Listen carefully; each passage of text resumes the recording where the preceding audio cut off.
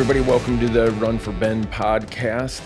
This podcast is about myself, my dad, Ben Spitzer. My dad was diagnosed with Parkinson's. I ran marathons for him and with him. And this podcast accompanies our documentary episodes that are on YouTube. With me today and always is Mike Piccirillo, the director, and welcome to Run4Ben. Mike, how you doing today? I'm good, thank you. Yes, welcome. This is a great podcast to watch after you've watched the documentary episode. It's a great way for us to give you a lot more context of what's going on and what's happened and the overall story, as well as what's happening in the episode specifically.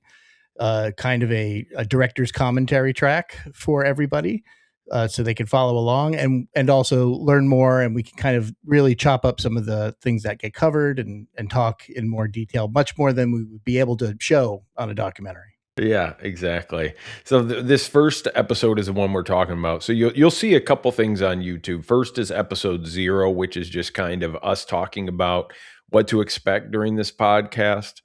But this one, we're going to be talking a little bit more about episode 1. And it will start off, as you see, in 2020. So what was happening and the reason that we started this whole documentary is the pandemic hit, world shut down, and you couldn't go to the gym, you couldn't do anything really in person. I was in Los Angeles at the time. Mike was in Los Angeles, and still in Los Angeles. I'm in Michigan. I was on the front porch in Los Angeles scrolling through Instagram as one does. And the Kirk Gibson Foundation for Parkinson's logo came up on the screen. And it said you could run the Detroit Marathon for the Kirk Gibson Foundation. So they're a charity partner for the Detroit Free Press Marathon. And you could choose them and then raise money for the foundation. My dad was diagnosed with Parkinson's in 2014.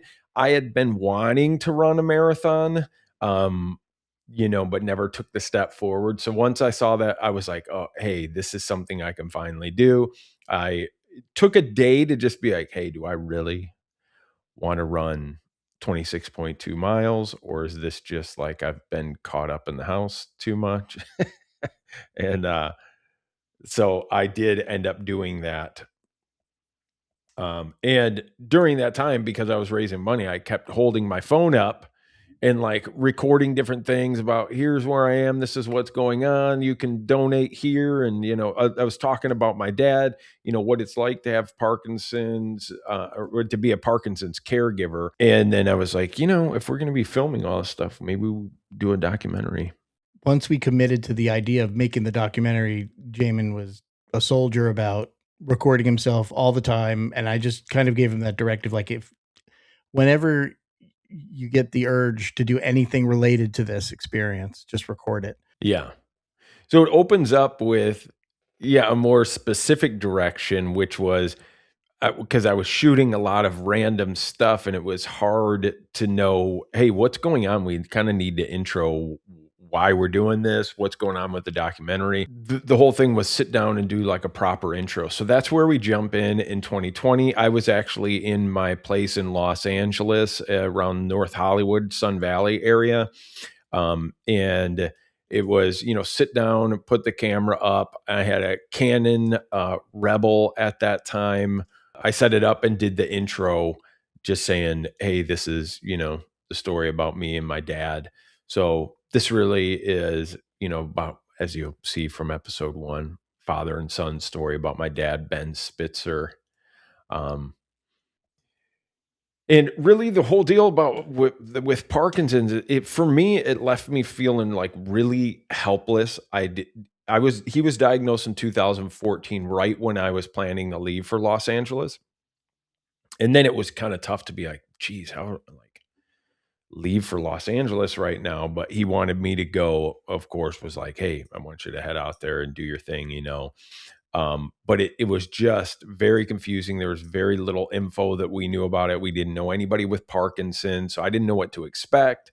I didn't know, if he was going to be, passing away soon. I just had no real idea about what was going on. And then beyond that, I couldn't do anything about it. There's no cure. There was no like, he wasn't at the point where he needed any further assistance at that point. So it was just kind of frustrating to know what to do or how to help. I would also imagine that for you, and I think we've discussed this in the past, on top of everything going on, because it's during the height of COVID, even for as little as you can't do anything because you can't travel. You can't go be with him. Eventually we learn you can't even go to Detroit to be in the Detroit Free Press Marathon because of COVID. So on episode 1, also the next thing you'll see is like, I think this will probably pop out to people is this guy juggling and playing the harmonica? My dad. And yeah, so my dad, and we're going to get into this more too, I think in episodes coming up probably pretty soon, but a little bit more about how my dad got into that. My dad did magic and juggling shows. He created his own company called Spitzer and Sons. And so when you see him, standing on his hands and making kids laugh and these type of things, this was my dad's job, and he owned the company and did a bunch of things. And the other thing that was funny, Mike, was like, as we're setting up like all these cameras and the tech and the podcast and the mic, my dad would have loved this stuff. Cause one of the things in this episode is he sets up a camera multiple times. This is what he did for himself. And he introduces a new website, thegardylufun.com, which we've since purchased, and we may do something fun with that. But that was a site that he started because he was he was a personality. He loved to present. He loved to joke around. He loved to do shows. So when he got Parkinson's, he wanted to try to show fun and laughter because that was such a big part of who he was this positivity and fun and laughter. And how do you take these hard times and, find the joy and the gratitude and the beauty in these simple things. So he did GardyLouFun.com. My mom and I were talking about that the other day. It was like the name, we were both like, I don't know about that name, Dad, because it's like an old English name. Like when people took their bathroom pots, like they go to the bathroom, they didn't have plumbing, and they threw it out the window. And I guess they would yell Gardy Lou so that anybody who was walking by in the streets, because that's what he did, wouldn't get splashed with it. And he thought, I don't know why he picked that name, but he thought it was funny, and like watch out below and Gardy Lou Fun, like finding the joy in the we're like, I don't know about that name, Dad, but he was gung-ho on like getting that site going. And then he was going to share a lot of like the positive things from his life, stories that he had, because he would take magic and juggling and go into um sometimes he would go into like children's hospitals and things like that and perform, and he would see what laughter did for people, whether they're all the way to this like children's hospital or just a fun event that people would remember him as they got older, that he performed in their elementary school, because he did it for over 20 years, I think close to 30 years. So you'll see a whole bunch about that. That's a normal part of my upbringing, but I'm sure not normal for most people to have a magician juggler as a dad. Makes for a great documentary. Yeah, which I forget about. Like, I don't know. It's so interesting. No, for sure. And I think, my understanding of him doing the Gardy Lou Fun, there's a couple of different attempts where he's talking to camera, and that I assume, because he was unable to continue the Spitzer and Sons and the entertaining career, so to speak, this was a way maybe he could still kind of do it, in a control environment where he could still entertain people in a way that he was capable of doing. Oh, and a cool thing too, when I was at the Kirk Gibson Foundation Center, I spoke with one of the women who was um, one of the trainers there. He used to do rock steady boxing with her, which rock steady boxing, if anybody's around Parkinson's, they'll know about that. But he also brought in scarves because you do big movements with scarves, and he brought that in, and they did a whole class with that with the scarf. So when I went in there, she said, "Oh yeah, he brought in those scarves one, and we did the scarf juggling." And so he was going to sell those, and then they could also be used for Parkinson's as well. After we have a little cold open from you, we open on this recording of you talking to your dad, which the Kirk Gibson Foundation actually had you do that, and they released a PSA featuring you on YouTube, and we'll cut to that. You'll be able to see that original PSA probably in a moment. You have one new message. Hey, Dad. This is your son, Jamen. You have Parkinson's. There's a lot I don't know about it, and there's a lot that you don't know about it. I want you to know this, that no matter what happens, you're my dad. You're my best friend. And no matter what Parkinson's may take away, it's never going to take you away. I'll always love you. You may not have the same abilities. I may have to help you like you helped me when I was a kid. I may have to help you up. I may have to push you in a wheelchair. It may take a little bit longer to understand exactly what you say, but you're no different to me. You're my dad. And everyone who knows you loves you. And everybody knows exactly who you are. You're the most positive person I've ever known. I love you, Dad. I love you more than I can express. I know this message isn't perfect. I knew it wasn't going to be. But damn, Dad, we're going to enjoy these times we have together. We're going to have so many good times together.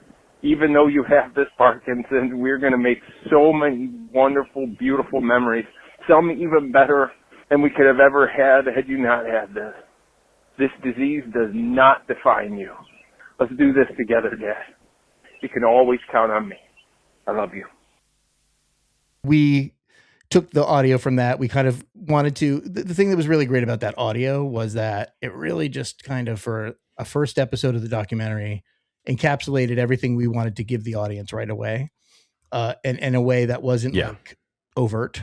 And we just kind of were allowed to show moments with Ben, you know, some vintage footage, some newer footage, stuff in between, and just kind of really get the documentary up to speed and the audience up to speed as quickly as possible. So it was a really great little piece of media that the Kirk Gibson Foundation put together, and we're very grateful. That, no surprise, was recorded while out on a run because I was overthinking things at home and trying to, you know, kind of overproduce that. And I was just out on a run, and oftentimes on runs is when I do, you know, a lot of my thinking, called moving meditation often. And I remember exactly where I was. I was in Grosse Pointe at that time in Michigan. And I remember I was at like steps of a church. I just stopped and pulled out my phone and recorded the voice memo.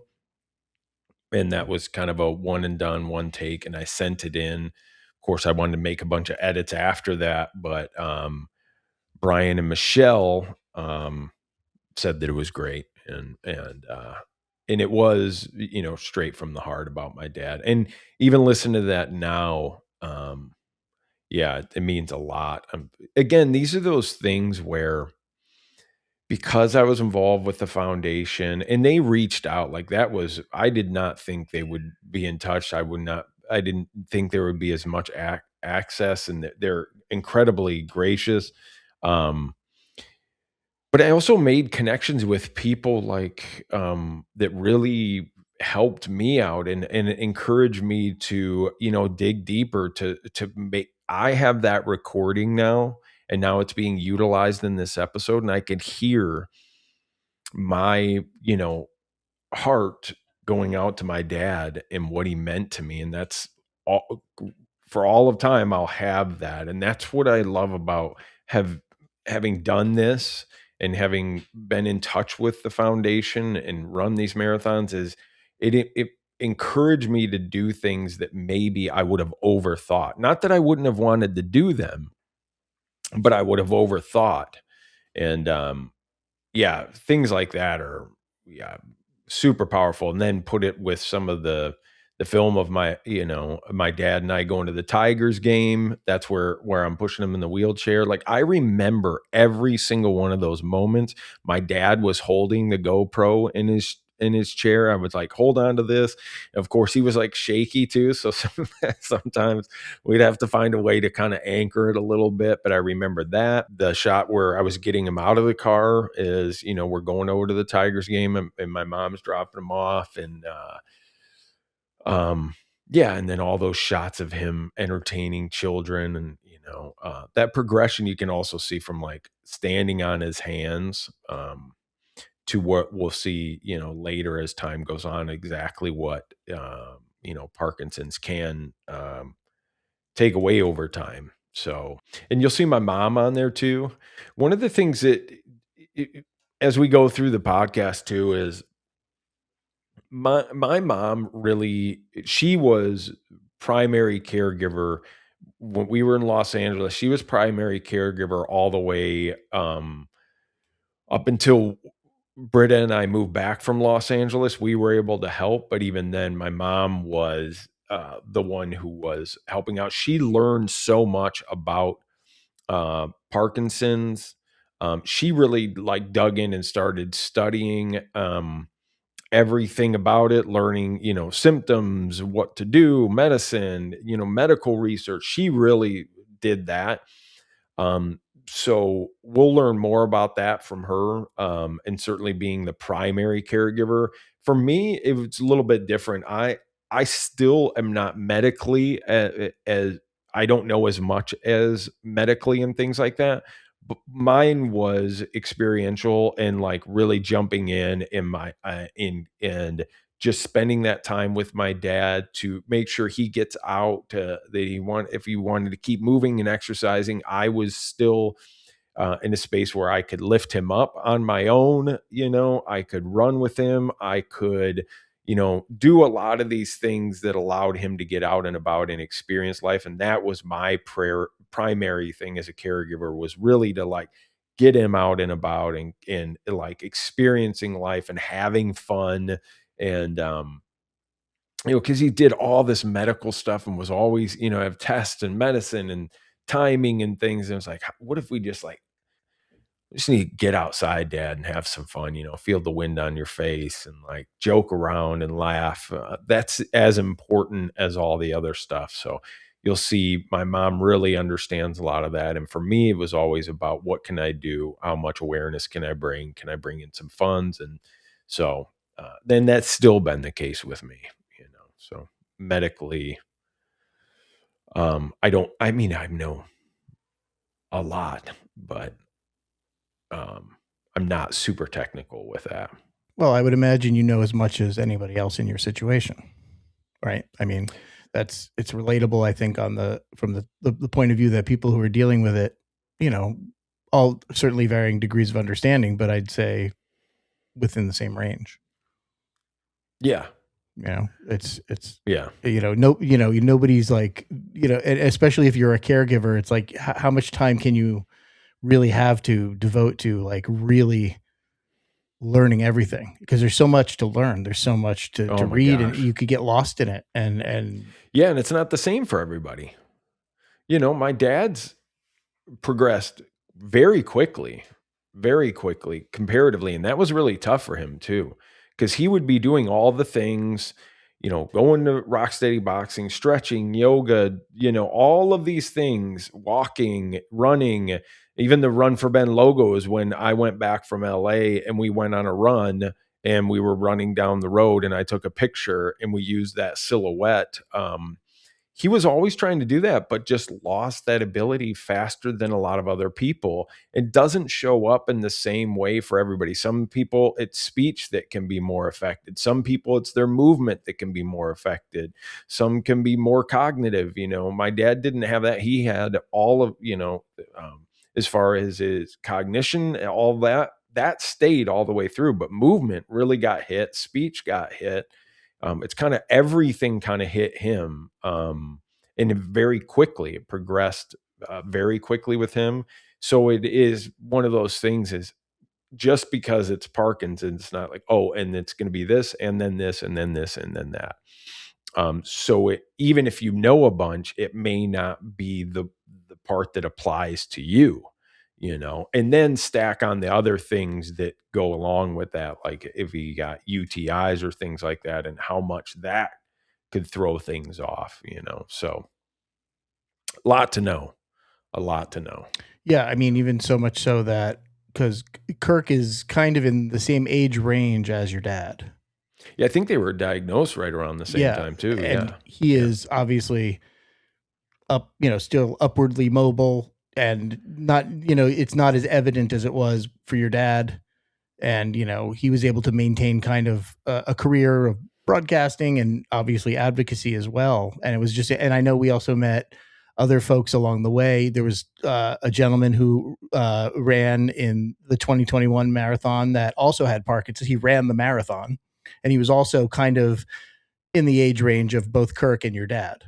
And it's like throw that into the mix too. So you're not only trying to learn, but it's not really the same for everybody. So it's like, it's really hard to, I would assume, amass that information in a way to help people. And, and for this experience, what this is, it's certainly focused on your particular case study of your dad. However, there's a lot of overlap and a lot of things that people can relate to. So that's kind of where we're, that's where we come into play. And we'll talk more about that. It was Bill Bucklew that ran that marathon in 2021, I believe that was. Yeah. And my dad was at that marathon, but, was in a wheelchair at that time. Yeah, we see that in the opening montage. Yeah. That's the last image before the title card. Oh, that's right. Yeah. Where we're sitting down and we have taking the picture. Yep. Yep. That was at that marathon where I'm you're painfully squatting down and your legs are jello. Yeah. After the audio cassette and our montage, we catch up with you. This is an interview that was more contemporary. We did this in November of 2024. And you introduce yourself. And you tell us kind of another kind of summarization of the experience, why you're doing this, all that stuff. And then we also show some of those clips that you mentioned of your dad doing entertainment with the kids where he's doing the harmonica train and, performing in front of the kids and doing all that stuff. We see pictures of you with your brothers, the sons of Spitzer and Sons. And then Ben does address the camera, telling everybody that he has Parkinson's. And this is one of his kind of many attempts to do his own outreach and to continue kind of his entertainment and stuff like that. I, along the way, wondered, hey, are you okay with this being filmed?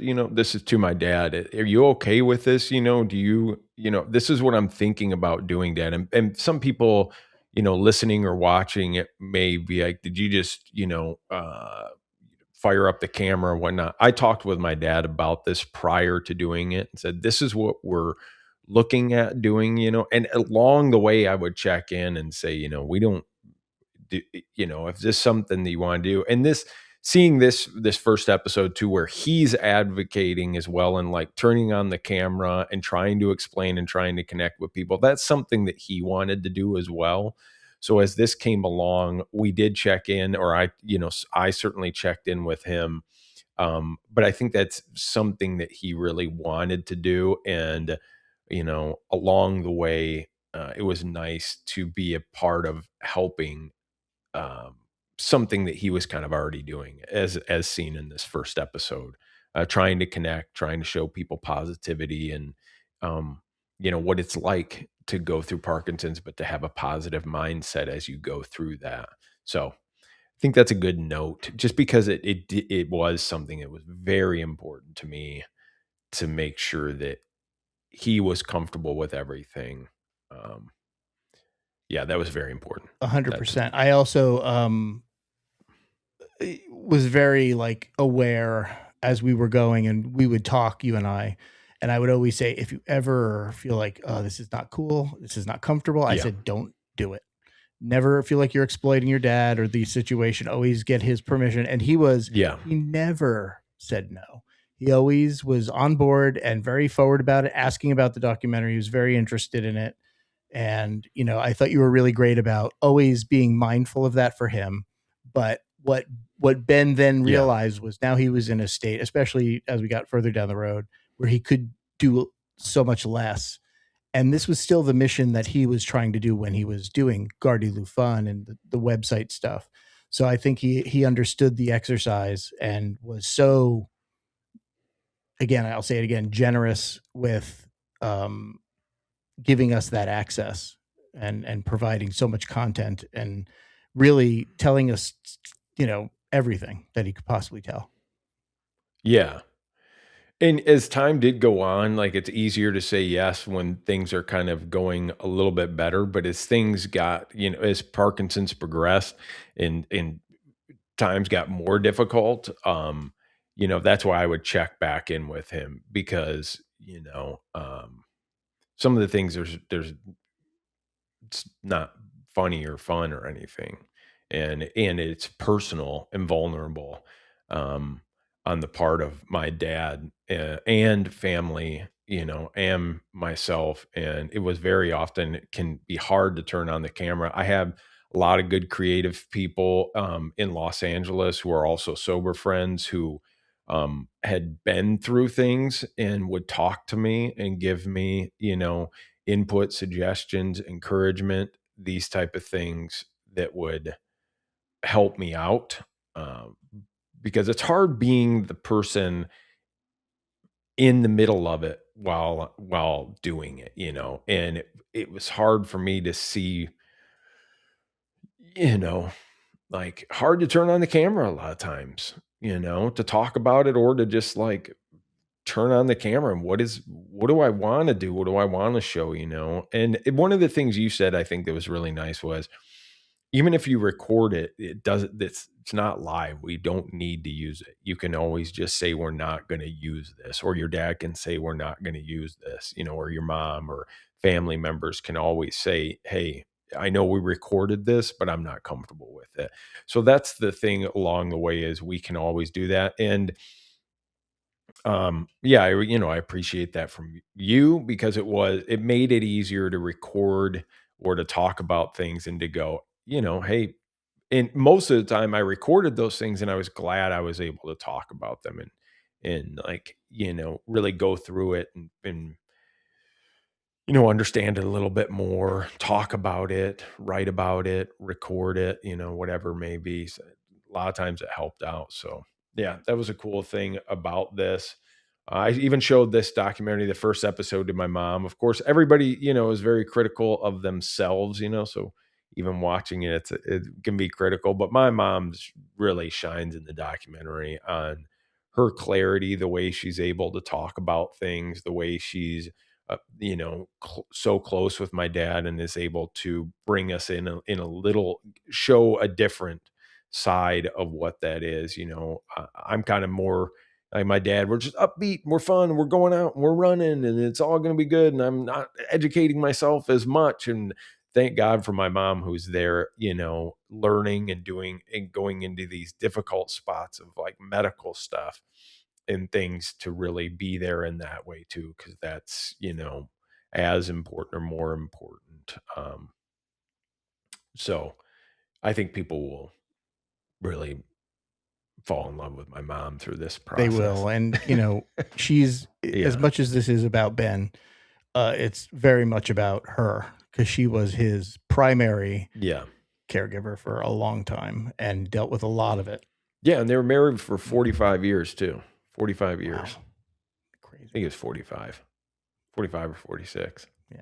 A long time. A long time. She's awesome. And we definitely, certainly we'll be getting specific with her on a future episode. Will definitely address a lot of what Leah went through the process. And we have a lot of interviews with her. And yeah, she was, again, everybody at the end of the day, like I said, was super generous.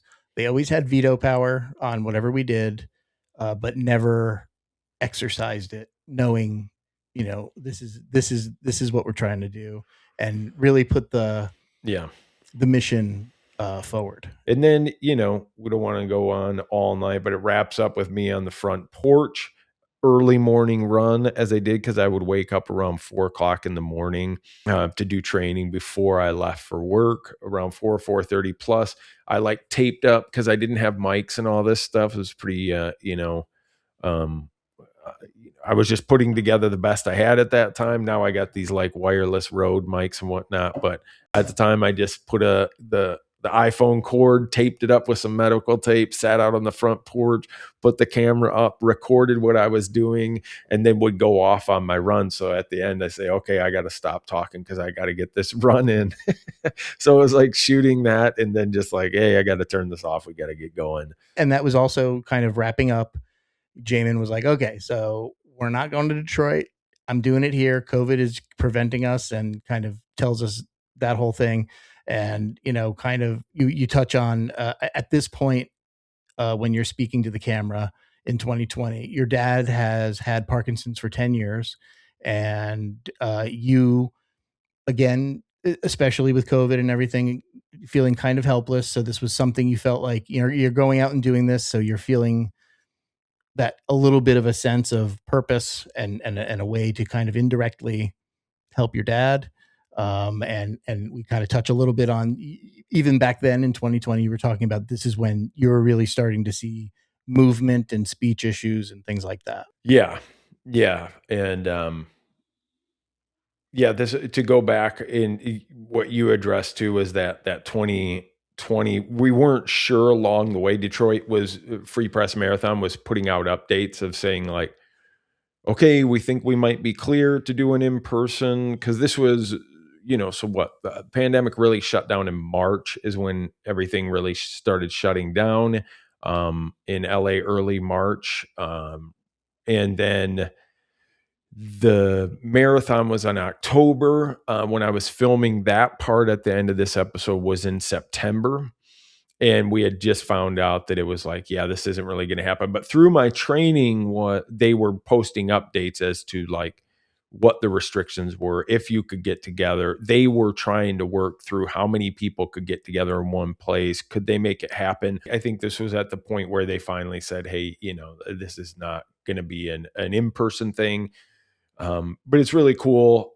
They, as a reference in here too, they're going to send the medal in the shirts and things in this, usually pick up your packet, the marathon packet.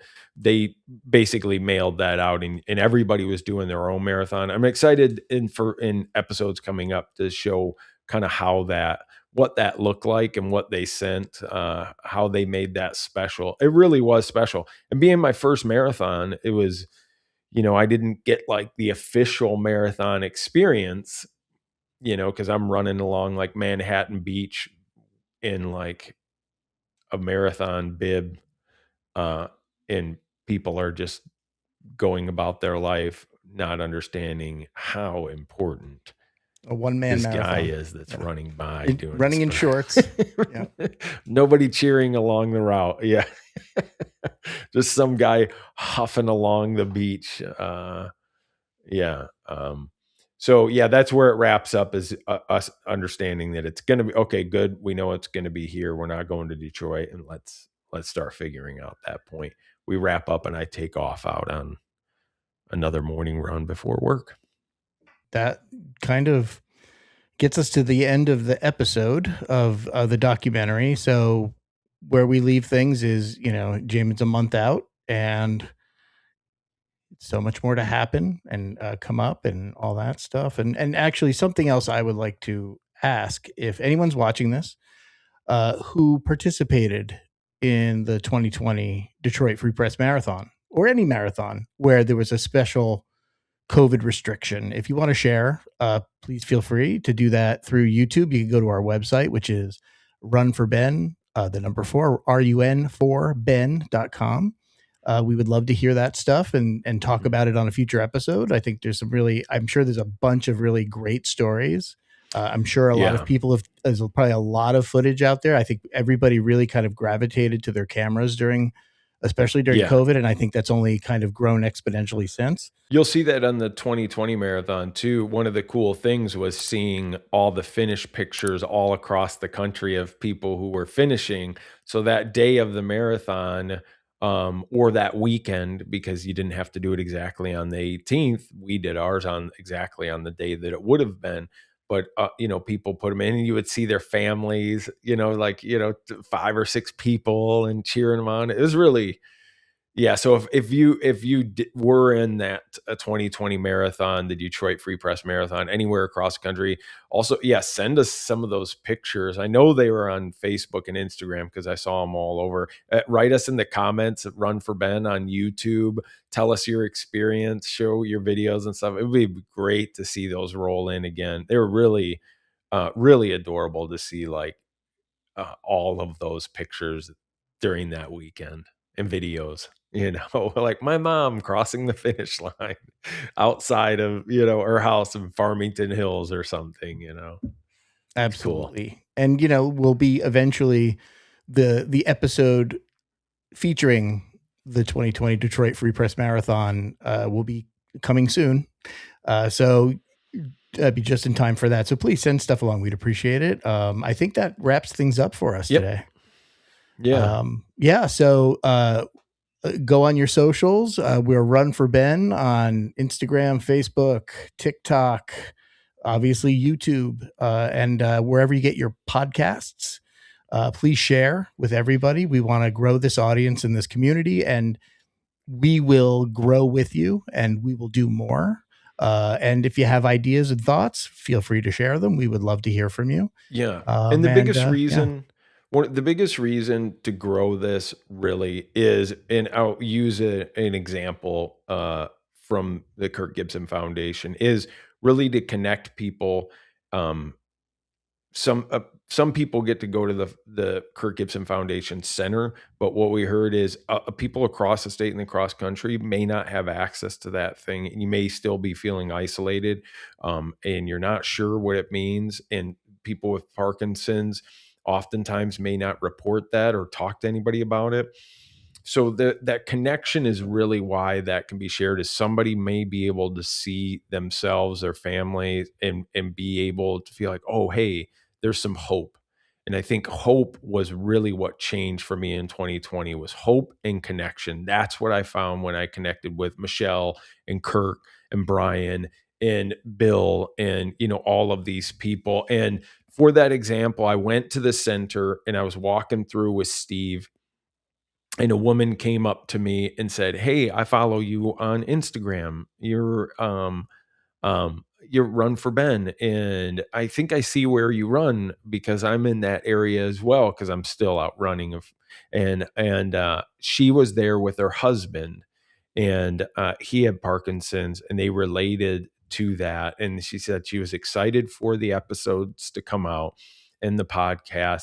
And I met her and her husband. And doing this kind of stuff, I don't realize that we don't have a huge amount of followers and stuff like that. And she said, "You know what? I don't think I've ever commented or anything like that, but I've been following." And it meant so much to me, because I just remember being in the position of not really knowing who was out there, and now being a person who can share the story and people feel that connection is really, really beautiful.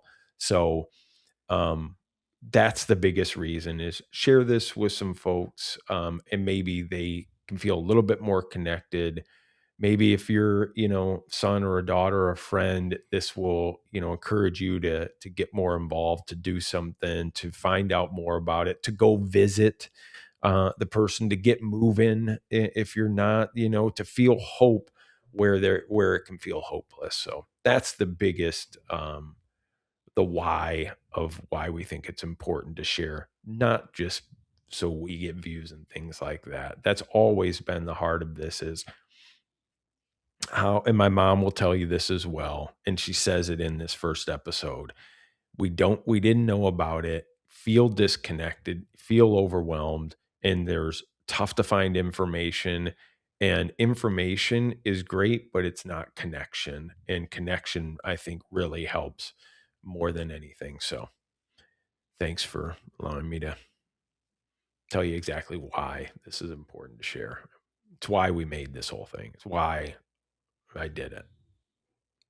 Yeah. I mean, that's what this is. This is the connection, Yep. the documentary, but the connection to this community. And we look forward to doing more of it. So please, we look forward to more. Like and subscribe, and we will see you next time.